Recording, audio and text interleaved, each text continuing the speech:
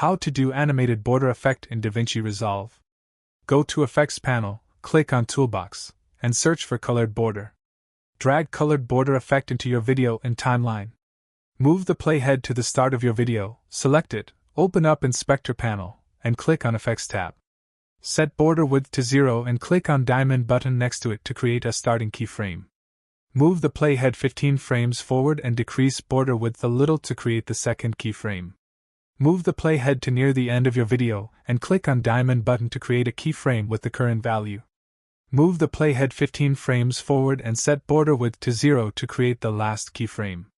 Click on this button next to Colored Border effect to open it on the Fusion page. Open up Spline panel and check the Colored Border checkbox.